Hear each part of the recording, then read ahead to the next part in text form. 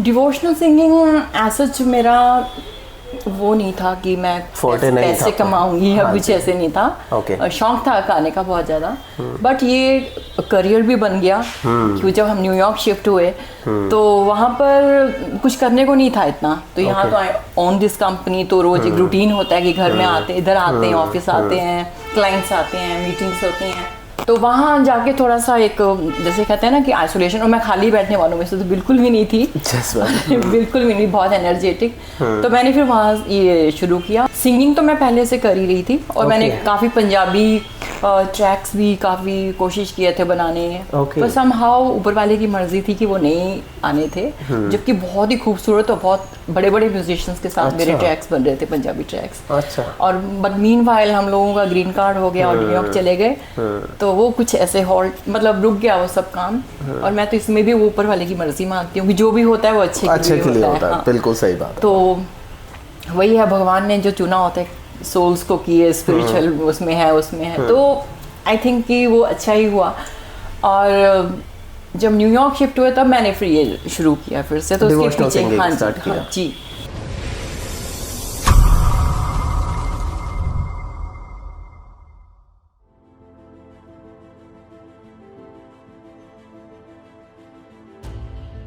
Hello and welcome back to yet another episode of beyond reality with Bharat Sadana. और आज का episode बहुत ही खास होने वाला है और मिलने वाले एक multi talented personality who is a artist, proud mother and a devotional singer Manjul Sharma ji से। Hello ma'am, welcome to my show. कैसे हैं आप? मैं बहुत अच्छी हूँ।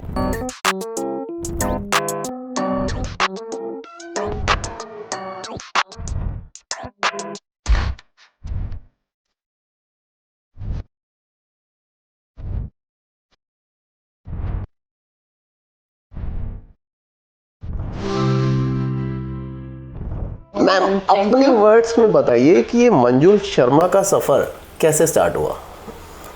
मंजुल शर्मा का सफ़र डिवोशनल सिंगिंग में हाँ, चाइल्डहुड से ही मैं सिंगिंग करती रही हूँ। ओके।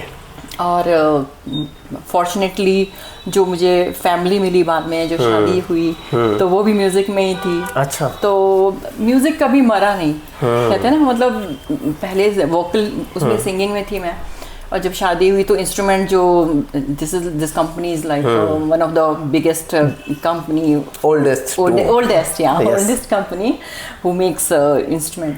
तो मतलब ट्यूनिंग सुर और वो सब तो कह सकते हैं कि फाइन ट्यून होते गए आप? हाँ आई गेस सही है, कह सकते हो कि फाइन ट्यून होते गए टाइम के साथ साथ। Ageing gracefully I guess. Yes, that too. Ma'am, लोग आपको डिवोशनल सिंगर के रूप में जानते हैं, लेकिन आप खुद अपनी पहचान कैसे डिफाइन करती हैं? एक आर्टिस्ट के तौर पर, एक प्राउड मदर के तौर पर, या एक डिवोटी के तौर पर?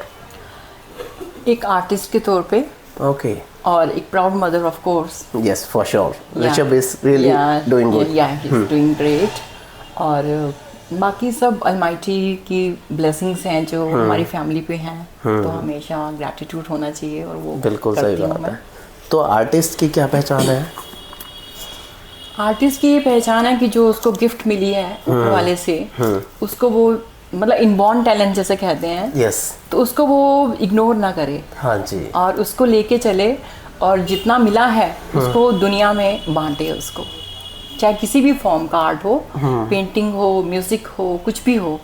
तो वो एक हमारा फ़र्ज़ बनता है कि अगर हम वो ब्लेस्ड होके पैदा हुए हैं तो उसको हमें आवाम को, मतलब दुनिया को एक देना पड़ेगा। सही बात है मैम, ये बिल्कुल सही कहा आपने। तो डिवोशनल सिंगर आपके लिए करियर डिसीजन था या एक इनर कॉलिंग? कब आपको लगा कि यही मेरा रास्ता है? डिवोशनल सिंगिंग सच मेरा वो नहीं था कि मैं पैसे कमाऊंगी या कुछ ऐसे नहीं था। शौक था गाने का बहुत ज़्यादा, बट ये करियर भी बन गया क्योंकि जब हम न्यूयॉर्क शिफ्ट हुए तो वहाँ पर कुछ करने को नहीं था इतना। तो यहाँ तो आई ओन दिस कंपनी, तो रोज एक रूटीन होता है कि घर में आते इधर आते हैं, ऑफिस आते हैं, क्लाइंट्स आते हैं, मीटिंग्स होती हैं। तो वहाँ जाके थोड़ा सा एक जैसे कहते हैं ना कि आइसोलेशन, और मैं खाली बैठने वालों में से तो बिल्कुल भी नहीं थी बिल्कुल भी नहीं, बहुत एनर्जेटिक। तो मैंने फिर वहाँ ये शुरू किया, और इसके पीछे एक स्टोरी भी है जो मैं बाद में आपको बताऊंगी कि जो डिवोशनल सिंगिंग तो मैं पहले से कर ही रही थी, और मैंने काफ़ी पंजाबी ट्रैक्स भी काफ़ी कोशिश किए थे बनाने, Okay. पर somehow ऊपर वाले की मर्जी थी कि वो नहीं आने थे, जबकि बहुत ही खूबसूरत और बहुत बड़े बड़े म्यूजिशियंस के साथ मेरे ट्रैक्स बन रहे थे, पंजाबी ट्रैक्स। अच्छा। और बट मीनवाइल हम लोगों का ग्रीन कार्ड हो गया और न्यूयॉर्क चले गए, तो वो कुछ ऐसे हॉल्ट मतलब रुक गया वो सब काम।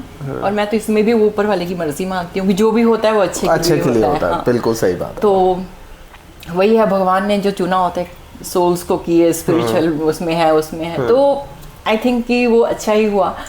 और जब न्यूयॉर्क शिफ्ट हुए तब मैंने फिर ये शुरू किया फिर से, तो उसके पीछे जी उसके पीछे भी एक और स्टोरी है कि मेरी मम्मा को पैनक्रियाटिक कैंसर बोल दिया था। ओके। और मैं पंजाबी सॉन्ग्स बनाने के पीछे पड़ी थी। और जब मैं इंडिया आई तो बहुत बड़ा एक इंसिडेंट है, मतलब कि मेरा बैग गुम हो गया था और पासपोर्ट भी गुम हो गया।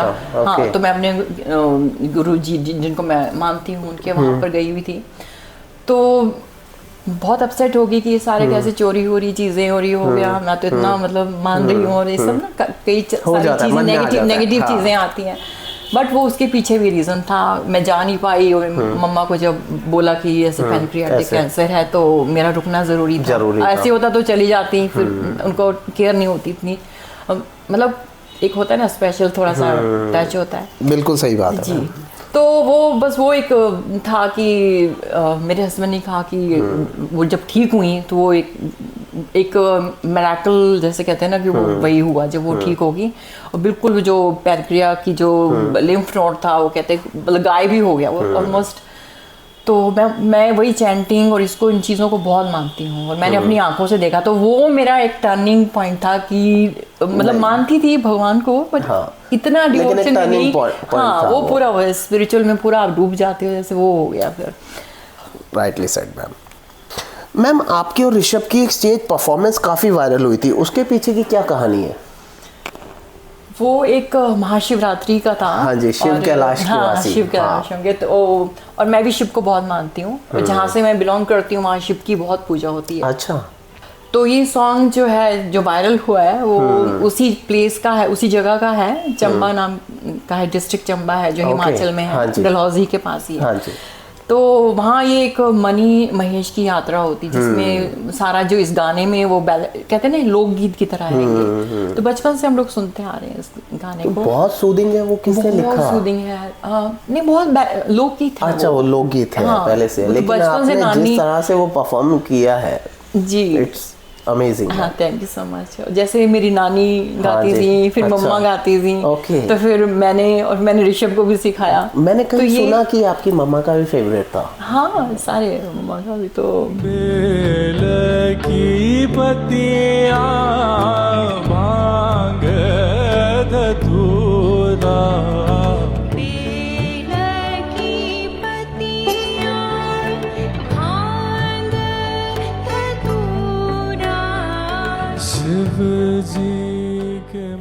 तो बड़ा सूदिंग सा सॉन्ग है, और पूरी जर्नी है उसमें मनी महेश की, और सारा। तो ये मदर सन का जो डियो था वो किलिंग था मैम। हाँ, तो वो मनी महेश, मैं सोचती थी कि हम शिवरात्रि पे क्या करेंगे, कहाँ जाएंगे। तो यूएस में तो काफ़ी मंदिर में जैसे परफॉर्मेंस होती, तो मेरा होता है कि कोई अच्छा दिन हो तो मैं ज़रूर परफॉर्म करूं। तो सोच ही रही थी, तो अचानक ऋषभ ने कहा कि चलते हैं वहाँ पर, भोपाल में बुला रहे हैं, तो मैंने ठीक है चलते हैं। तो ऐसे ही कहता आप साथ में गाओ, मैंने कहा नहीं, मुझे नहीं गाना। ओके, तो ये सडनली बना, पहले से प्लान नहीं था? नहीं। ओके। तो उसी दिन फिर वो वहाँ पर, और वो जो मंदिर है हजारों साल पुराना मंदिर है। अच्छा। और उनका जो शिवलिंग है वो बहुत ही हाइट का है, 32 फीट हाइट का शिवलिंग है। और जो स्टेज बना था वो इधर बना था, और बाहर जो सामने वो शिवलिंग, वो बहुत ही अमेजिंग था वो। Great ma'am. तो मैम, भजन सिर्फ गाना नहीं होता, एक तरह की साधना या वे ऑफ हीलिंग होता है, आपका क्या मानना है इसमें? भजन एक इमोशनल, आप गाना गाते हो तो उसमें आपको ज़रूरत नहीं होती कि आप भाव डालो। बिल्कुल सही बात है। पॉप सॉन्ग कुछ भी गाएंगे, कुछ भी, आपको डांस करवाना है लोगों को, आप में भाव क्या डालोगे उसमें? बिल्कुल सही बात है। हाँ। तो बट जो भजन है उसकी हर लाइन पे जब तक आप अंदर से दिल से नहीं गाओगे या निकलेगा नहीं, तो भजन नहीं कहलाएगा, वो फिर गाना ही होगा, फिर वो गाना रहेगा। तो ये डिफरेंस है गाने और भजन में। जी, सही बात है मैम, बिल्कुल सही बात है।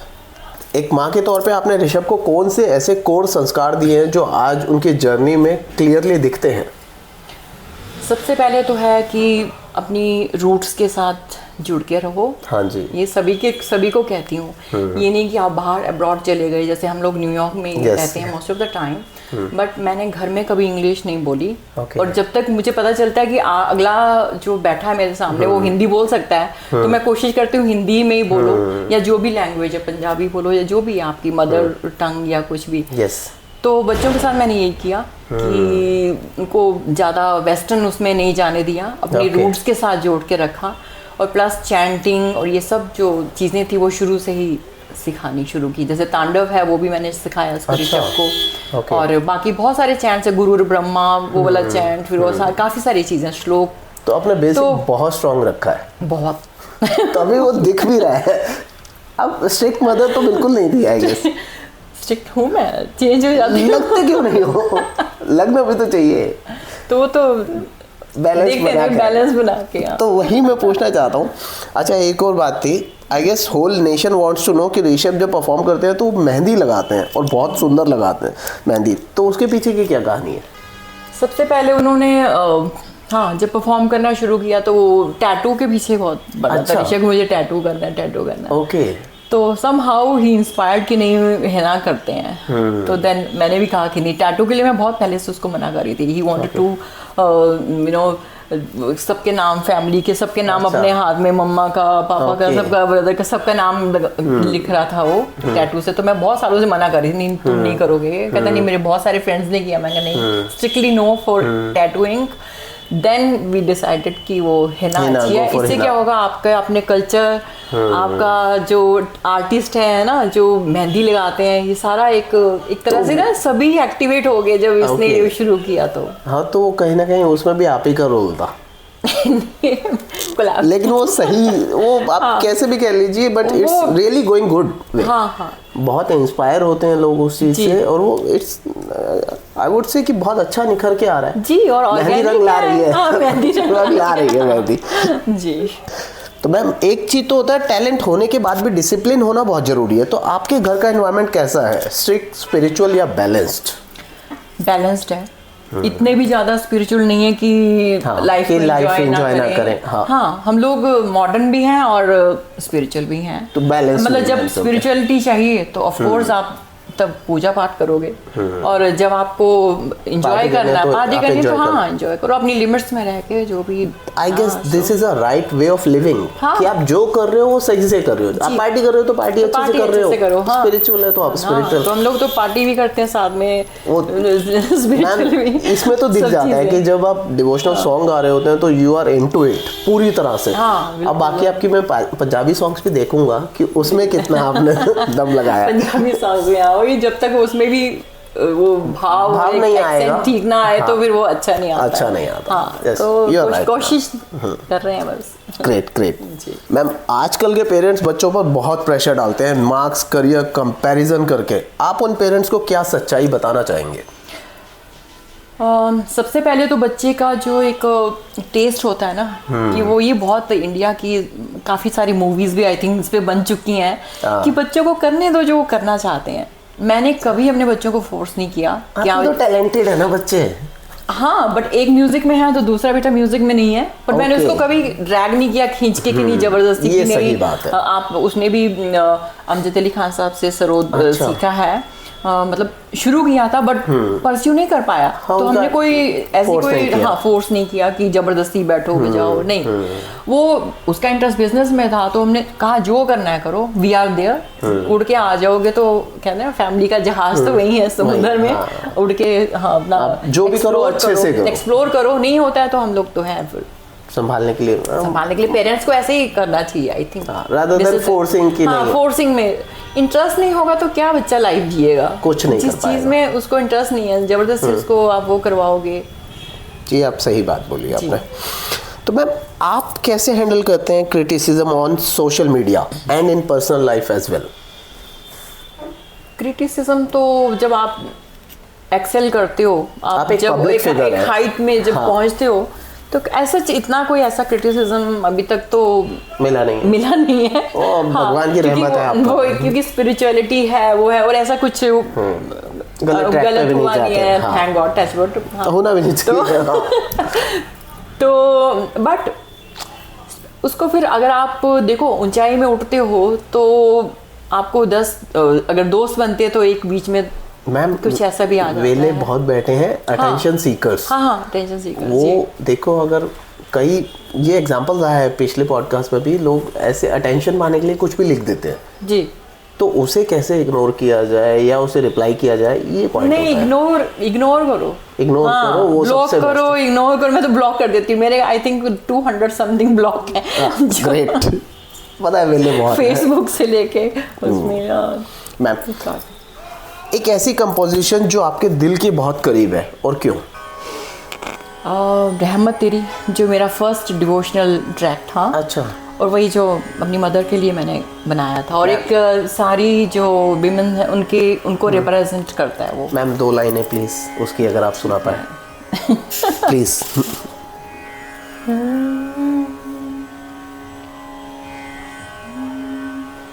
जब जब मैं बिखरी संभाला है तूने, बेजानों में जिंदगी को डाला है तूने, शुक्राना है नजराना है, मिलके मैं कोरा सफा हो गई, कृपा प्रभु जी तेरी हुई, जिंदगी गमों से रिहा हो गई।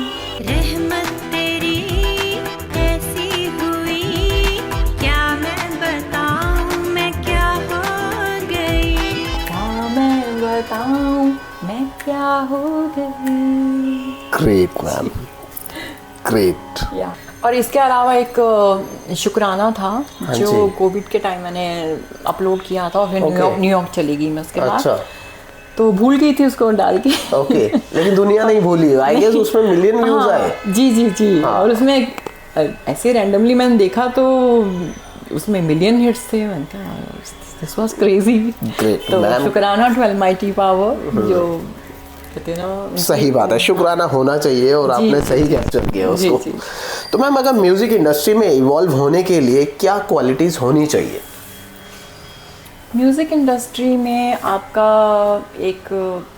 आपको कुछ ना कुछ लगातार बनाते रहना चाहिए।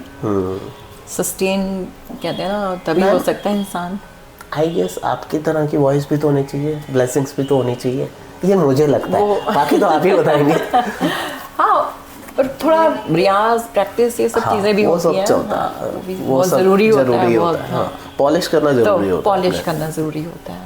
तो लेकिन फिर भी अगेन आई वुड से कि आपकी वाली ब्लेसिंग्स सबको नहीं मिलती है, क्योंकि जैसे ही आप यू स्टार्टेड ना, अभी वाला वो ऐसा लगा, मैंने कहा अबे यार व्हाट अ ब्लेस्ड सोल। ये मेरे मन में आया बात, मैंने बोलना नहीं था, लेकिन सही में है वो। तो मैम लोग स्टेज पर सक्सेस देखते हैं, स्ट्रगल नहीं देखते। आपकी जर्नी का सबसे चैलेंजिंग फेज कौन सा था, both as a mother and as an artist? देखो, जब फीमेल्स, जितनी भी फीमेल्स हैं, आई थिंक वो हैट्स ऑफ टू देम कि अगर वो फैमिली और प्लस अपने करियर को भी लेके चलती हैं, तो मैं कहती हूँ उनको सलाम है। हाँ जी, सच में ये बात तो है। हाँ, क्योंकि बहुत मुश्किल होता है फीमेल्स के लिए, specially in India it's very difficult, you know. उनको शादी एक इंसान से नहीं होती, कहते पूरी फैमिली से होती है, और आपको और भी बहुत सारी चीज़ें होती हैं, फिर बच्चे होते हैं, आपकी प्रायोरिटीज़ चेंज हो जाती हैं। तो बहुत कम फीमेल्स हैं जो अपने दोनों चीज़ों को बैलेंस करके चलती हैं। कई बार तो मी टाइम भी नहीं मिलता, तो करियर टाइम कैसे मिलता? जी, वही मी टाइम भी नहीं मिलता। और अब तो मैं लिखती थी पहले सेल्फ लव पे और सेल्फ केयर पे, और फीमेल्स बहुत इग्नोर करती हैं अपने आप को। हाँ जी। और भरत, मैं चाहूँगी कि एक मैसेज सबको दिया जाए कि जो भी फीमेल्स हैं, there is no any age limit. आप किसी भी एज में कभी भी कुछ भी शुरू कर सकते हो, जो भी आपको जिस भी चीज़ से ब्लेस्ड हो, कुकिंग में अच्छे हो, सिंगिंग में अच्छे हो, पेंटिंग में अच्छे हो, आप डिज़ाइन क्लोथ्स का बहुत अच्छा काम करते हो, डिज़ाइनिंग बहुत अच्छी करते हो, तो आप कुछ भी कर सकते हो। कभी भी अपने आप को आप रोके ना, बिल्कुल कोशिश करिए कि आप उसको परस्यू ज़रूर करें। फिर आपको ये नहीं लगेगा कि मैंने ये किया नहीं, करती तो शायद ऐसा होता। सही बात है मैम। आप भक्ति और फेथ में गहरी आस्था रखते हैं, क्या आप मानते हैं कि बिलीफ और मैनिफेस्टेशन रियल लाइफ आउटकम्स को चेंज कर सकते हैं? या ऑफ कोर्स। कैसे मैम? अगर आप बिलीव करते हो तो उसके बाद सेकंड स्टेप आता है कि आप मैनिफेस्ट करते हो। हाँ जी। और जो अगर बिलीव नहीं करता तो वो मैनिफेस्ट भी क्या करेगा और ये किसके बात बेस पे करेगा? हाँ। तो जब तक आप मेडिटेट करते हो या किसी एक ईश्वर को आप मानते हो, किसी भी एनर्जी को आप मानते हो, तो आप मैनिफेस्ट करोगे तो आपको हेल्प करेंगी वो। और ये दिखता नहीं है, होता है ये। और ये बहुत मतलब मैंने बहुत एक्सपीरियंस किए ये चीज़ें। अच्छा। मैंने आज तक लाइफ में जो भी मैनिफेस्ट किया है वो हुआ है। आप सही तरीके से कर रहे हो ना, इसलिए हो रहा है। बाकी को तो पता ही नहीं, आधी दुनिया को तो पता ही नहीं है वर्ड क्या है। जी, कभी भी मतलब ऐसे नहीं हुआ कि मैंने कुछ मांगा हो तो ऊपर वाले ने मुझे दिया नहीं हो। तो शुक्राना है, ग्रैटिट्यूड है बहुत ज़्यादा। ये बात भी है। मंजू शर्मा खुद को फिट कैसे रखते हैं? मैं अपनी जो हेल्थ है, मैं मेडिसिन कभी नहीं लेती। ओके। हाँ, कुछ साल पहले मेरे स्लिप डिस्क हो गया था। अच्छा। तो I did not take even a single painkiller. Oh, can you imagine that? No. क्योंकि स्लिप डिस्क में बहुत पेन होता है। बहुत पेन थी। 2 मंथ्स मैंने रेस्ट किया। अच्छा। और मेरे एक हिमाचल से एक गुरुजी थे जो एस्ट्रोलॉजी भी सीखती थी मैं। और ये आयुर्वेदा, एस्ट्रोलॉजी, मुझे बहुत इंटरेस्ट है इन सब चीज़ों में। ओके। तो वो सब मैं सीखती थी उनसे। और 2 महीने तक बेड पे पड़ी रही। और एक दिन वो आए तो डिप्रेशन में ही हो गई थी। पेन बहुत था और मैं दवाई नहीं खा रही थी। अच्छा। और वो आए, फिर उन्होंने उठाया मुझे, एक्यूप्रेशर किया। और तो मेरे हस्बैंड ने भी कहा कि ये तो पेन किलर खाती नहीं, बस पेन में होती है, तो ये ऐसे रेस्ट कर रही है। तो दैट वाज वेरी मतलब बड़ा बैड पीरियड था मेरा वो, जो लाइफ के खाली 2 महीने। तब तो लगा अब भगवान ही संभाले। भगवान ही संभाले। तो इतने में भगवान ने उनको भेज दिया। नो लालची, he is no more now. तो उन्होंने एक्यूप्रेशर और एक कलर थेरेपी और मेडिटेशन, योगा, बस ये चीज़ें मैंने फॉलो की और एकदम फिट। हाँ। तो और काफ़ी चीज़ों में आप देखोगे तो इंडियन हमारा जो कल्चर है हाँ जी, इतना अच्छा, इतना रिच कल्चर है कि अब तो यूएस में भी टर्मरिक लाते। हाँ, और ये सब मिलता है कोविड के बाद। दिस इज लाइक बहुत ही अच्छा लगता है कि इवन वो अपना रहे हैं यहाँ का कल्चर कि देसी इलाज करो। देसी इलाज करो। और मैं काफ़ी सारी लिखती भी थी, काफ़ी सारे मैगजीन्स में लिखती थी। ओके। या टिप्स देती थी, बट अब टाइम नहीं मिलता इतना। और मुझे बहुत अच्छा लगता था शेयर करना ब्यूटी के टिप्स और हेल्थ ब्यूटी टिप्स तो जरूर शेयर करनी चाहिए आपको। काफ़ी पूछते हैं सभी स्किन के बता दो। तो कुछ नहीं होता, मतलब जितना आप अवॉइड करोगे मेकअप अर्ली एज में। आजकल क्या है, यंग जनरेशन बच्चे शुरू में ही आप फाउंडेशंस ये वो सब शुरू कर देते हैं। और मैंने सच्ची बता रही हूँ, मैंने मतलब कितने साल तक मैंने तो ये कभी लगाया ही नहीं। And I never been to parlour. कभी फेस उसके लिए नहीं गए। मतलब योगा किया, अच्छी हेल्थ रखी, खाना पीना अच्छा खाया, अपना जो एक डिसिप्लिन जैसे कहते हैं लाइफ, तो उससे बहुत फर्क पड़ता है। मैम वो पीयर प्रेशर भी होता है ये सोसाइटी का, इंडियन जो बच्चों का प्रेशर ज़्यादा है कि हमें अच्छा दिखना है और जी डिसिप्लिन की। आई गेस वो डिसिप्लिन वे में रहना अब बाय चॉइस नहीं है, वो उन्हें प्रेशर ज़्यादा है। कोई भी चीज़ अगर लिमिट में होती है तो वो अच्छी है, और बहुत ही ज़रूरत है तो आप वो चीज़ें कर सकते हो। हाँ, ये बहुत इंपॉर्टेंट चीज़ है, क्योंकि देखो अच्छा दिखना भी बहुत ज़रूरी होता है। अच्छे दिखोगे तो आप खुद को ही, अगर आप मिरर में देखो अच्छे लगोगे तो अपने आप ही वो एक हार्मोन्स भी आपके ऐसे ही बनेंगे। और आपको ना पूरा वो कॉन्फिडेंट फील करोगे, पूरा आपका एक। लेकिन यहाँ पर मुझे यहाँ पर कॉन्ट्राडिक्ट करना है कि मंजू शर्मा कहाँ देखती होगी मिररों से, तो रोज वही सेम दिखती होगी यार, ये तो हमेशा ग्लो करती है। और क्या मुझे what I am feeling what है कि भाई आपने अभी कहा ना कि भाई अच्छा दिखने से कॉन्फिडेंस आता है, तो आप तो अब चलता फिरता कॉन्फिडेंस हो। मैम यहीं पर आज की जनरेशन की बात करें तो आज की जनरेशन को जल्दी सक्सेस चाहती है। पेशेंस और तपस्या की क्या वैल्यू है, उन्हें ये कैसे समझाया जाए? देखो पेशेंस तो बहुत ज़रूरी है। हाँ जी। और ये आती है आपके बच्चों के लिए, स्पेशली जो छोटे हैं उनको पेरेंट्स को थोड़ा सा समझाना चाहिए। ब्रीदिंग एक्सरसाइज या सारे बैठ जाओ, योगा टीचर को घर में बुला लो, संडेज को ही बुला लो, और थोड़ा सा मेडिटेट, मतलब छोटे छोटे स्टेप्स हैं, इतना भी फोर्स नहीं करना कि बच्चे घबराना शुरू कर दें कि ये उन्हें फन एक्टिविटी की तरह फन किया जाए। एक्टिविटीज जैसे म्यूजिक भी है तो उसको थोड़ा क्लासिकल म्यूजिक जो होता है वो बहुत सूदिंग होता है, yes. तो बच्चे कई बार होता है फोर्सफुली कराओगे तो वो नहीं सुनेंगे। पर ये बहुत बारी मैंने देखा है कि जब जैसे मैं भी कोई चीज़ अपने अगर बच्चों को बोलती हूँ तो मुझे लगता है कि वो इग्नोर कर रहे हैं और सुन नहीं रहे हैं, बट एक्चुअली उनके सबकॉन्शियस माइंड में वो सब सुन रहे होते हैं और उसको वो फॉलो करते हैं। ये बहुत एक बड़ा डीप सी चीज़ है जो मैंने रियलाइज़ की है कि समहाउ मदर्स को, मतलब पेरेंट्स को, फादर को बोलते जरूर रहना चाहिए अच्छी चीजें, अच्छी, वो बच्चे नहीं कर रहे हैं वो अलग बात है, वो ग्रैब कर रहे होते हैं बच्चे, बहुत ऑब्जर्विंग होते हैं जी। और थोड़ा सा घर में थोड़ा सा स्पिरिचुअलिटी का माहौल होना जरूरी है, मतलब मॉर्निंग में चैंट थोड़े से लग जाए, वो लग जाए, शाम को पार्टी कर लो, अच्छे वाले सॉन्ग लगा लो, बैलेंस, बट मॉर्निंग में चैंटिंग से आप दिन शुरू करोगे ना, सच बता रही हूँ, इतना सुकून, मतलब आप बिल्कुल एकदम घर से ऐसे निकलोगे कि आप कुछ भी हो जाए मैं सब संभाल लेंगे, सब संभाल लेंगे जी। मैम आप न्यूयॉर्क में रही हैं, वहाँ कल्चर कैसा है? वहाँ कल्चर मतलब इंडियंस जो हैं, जो इंडियंस यहाँ से जाते हैं वहाँ रह रहे हैं या जो शुरू से वहीं रह रहे हैं, वो कैसे हैं? वो अभी भी इंडिया को याद करते हैं? इंडियंस हैं उनमें रूट में? कल्चर तो अच्छा ही है, सभी फेस्टिवल्स मनाते हैं वहाँ पर, बहुत धूमधाम से सब चीज़ें होती हैं। ओके। और काफ़ी सारी कम्युनिटीज़ बनी हैं, जो NGOs हैं, ग्रुप्स हैं, जो सब मतलब प्रमोट करते हैं इंडियन कल्चर को। बट मैंने देखा है कि जो पेरेंट्स हैं वो क्या करते हैं, बहुत फ्लॉन्ट करते हैं कि अभी 1-2 महीने या 5-6 महीने ही होते हैं उनको वहाँ पर पहुँचे हुए। अच्छा। तो वो बताएंगे कि नहीं हमारा बच्चा तो देखो इंग्लिश, हिंदी नहीं आती इसको। ओके। तो मेरा ये सवाल होता है उनसे कि अगर आप किसी चाइनीज़ बच्चे से मिलोगे तो कभी वो चाइनीज़ बोलेगा कि मेरे बच्चे को चाइनीज़ नहीं आती है?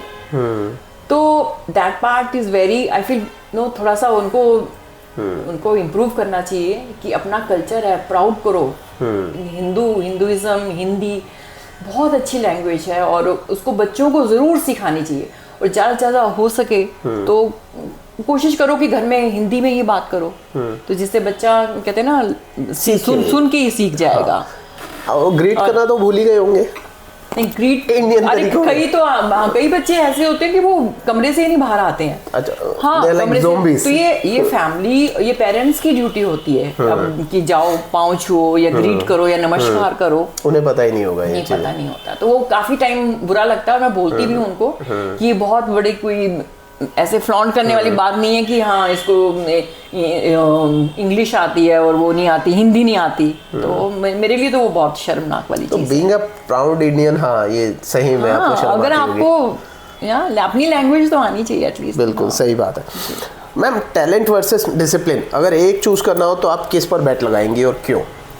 Talent versus discipline. डिसिप्लिन से ही आगे बढ़ा जा सकता है। डिसिप्लिन से आगे बढ़ा जा सकता है। टैलेंट हो, डिसिप्लिन नहीं हो तो वो घर में मर जाएगा, किसी काम का नहीं है, बाहर निकलेगा। सही बात है मैम, बिल्कुल सही बात। तो मैम इतने सारे टैलेंट्स के साथ साथ आप एक बिजनेस वुमेन भी हैं और ये एक 100 साल पुरानी कंपनी को आप अच्छे से संभाल रहे हैं, इसके बारे में थोड़ा सा बताइए। ये रिकी राम म्यूजिक क्या है?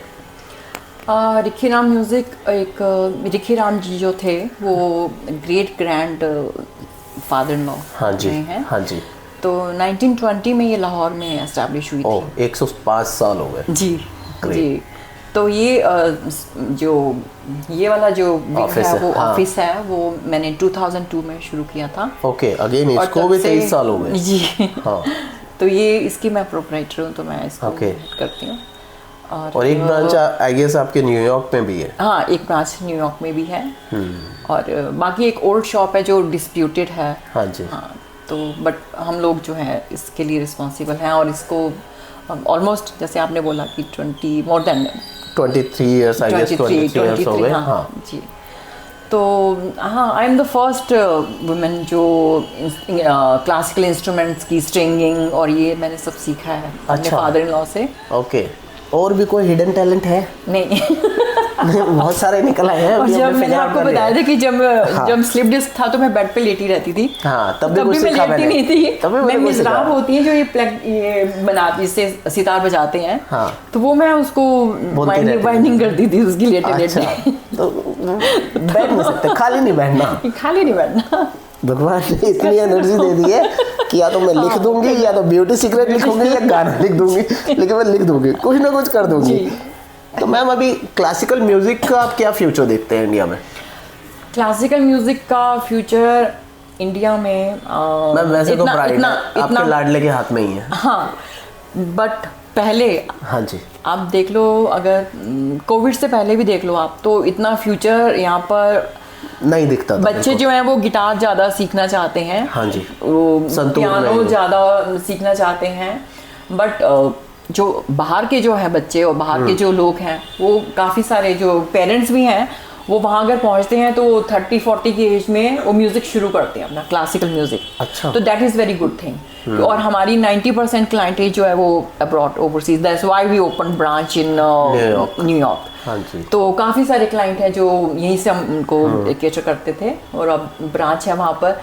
तो ये अच्छा लगता है कि बाहर है बट यहाँ नहीं है। बट थैंक्स टू ऋषभ अब जो है वो वर्ल्ड वाइड है, और थैंक गॉड अब वो यहाँ जो बच्चे हैं वो सितार को सितार बोलते हैं, सितार को गिटार नहीं बोलते, जो कि मेरे लिए बहुत खुशी की बात है। और थैंक्स टू ऋषभ। सही बात है मैम। जेंजी जो आप कहते हैं, जेंजी। हाँ, लेकिन आपके लाडले ने सही ट्रैक पकड़ा है। जी, I guess। जी। ये सही में आई गेस आपके पास जो बहुत सारी ब्लेसिंग्स हैं उनमें से एक ये स्पेशल वन है। जी, और उसका हार्ड वर्क भी है। हाँ, बिल्कुल 10 साल है, का बिल्कुल। था वो जब उसने ये शुरू किया। अच्छा। और तब से उसका रियाज चल रहा है, और कंपोज उसने कितने सारे उसके जो ट्रैक्स अब वो बजा रहा है, वो 15-16 साल का था तब उसने बनाए हैं। अच्छा। और वो जब म्यूजिक में जब वो कॉलेज में उसकी एडमिशन हुई वहाँ पर, तो जो बच्चे सीखते थे वो पहले करके पहले ही यहाँ से करके गया हुआ था। उनका प्रिंसिपल बन के बैठा था। He learned everything और स्कोरिंग कैसे करते हैं, हाँ, साउंड का सारा उसने। तो वो यहाँ से वो कहता मैंने तो ये सीखा ही हुआ है, और ये क्लासेस में उनके सिखाते थे। तो उसकी एक कंपोजिशन है द बर्निंग घाट, वो मेरा पर्सनल फेवरेट है। मैंने अपने बच्चों को, 10 साल के मेरे बच्चे हैं, एक 10 साल का और एक 5 साल का, उन्हें सुनाया and they were like car में कि नहीं वही चलाओ। तो दे रियली लव्ड इट। अभी रिसेंटली बनारस गए थे हम जब वो शूट हुआ था। और वो काफ़ी अच्छा पुराना सा वो है, अच्छा फोर्ट है जहाँ पर शूट हुआ, परफॉर्म किया था। परफॉर्म किया था। तो बहुत अच्छा हो सकता था। Yes. Now moving forward to rapid fire round ma'am, भक्ति या डिसिप्लिन? डिसिप्लिन। टैलेंट या रेगुलर रियाज? रेगुलर रियाज। एक शब्द में ऋषभ? सितारों का सितारा। ग्रेट। साइलेंस या भजन जब मन भारी हो? भजन। फेथ या फियर डिसीजन लेते वक्त? फेथ। स्टेज की तालियां या घर की शांति? स्टेज की तालियां। आर्टिस्ट को वही चाहिए। मॉडर्न पेरेंटिंग या traditional values? Traditional values. Fame या कैरेक्टर? कैरेक्टर। म्यूजिक में इंटेंट या technique? Intent with technique. Great. Her ball पे छक्का मारो आप, है ना?